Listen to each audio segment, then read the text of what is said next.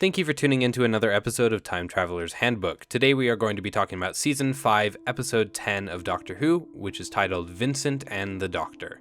Spoilers ahead.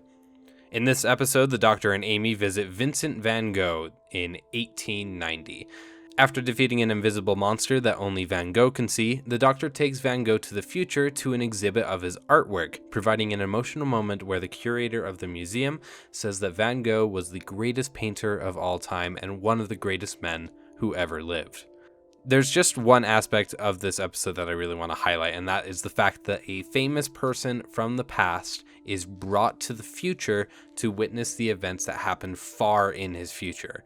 He then returns to the past, and thus some aspects of the future are changed, such as the painting with the monster in it that brought them to Van Gogh in the first place, and a little bit of a love message to Amy in his sunflower painting. These changes came to pass directly from the Doctor and Amy taking Van Gogh to the future and back, and thus we have a pretty good example of what happens when they do something like this in this universe. The future gets altered away from the path that it was once on and is now different. The difference is, of course, very, very slight and only really affects a couple of paintings.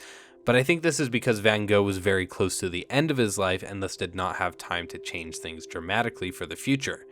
If someone were to go back and change something in the past that made a huge historical impact on the world, we can see from this episode that it does indeed change things in the future, and that the entire course of key events from that moment on must also necessarily change.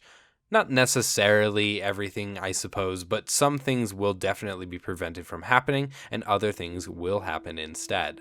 I also want to point out that bringing Van Gogh to the future for an emotional payoff is a really cool use of time travel storytelling. If you want to see that someone has an impact on the world and you have the ability to prove it, in most time travel works you would assume that bringing them to the future might alter that achievement or change it in some way or prevent it from happening. But in this case, with Van Gogh so down on his luck and close to the end of his life anyways, there was really no harm in giving him a little bit of encouragement towards the end of his life. And I think that it's really cool to use the mechanics of the show and the universe that they've defined to make that happen in a unique way. Next time we are going to jump to the end of Season 5, starting with The Pandorica Opens. As always, thank you for listening.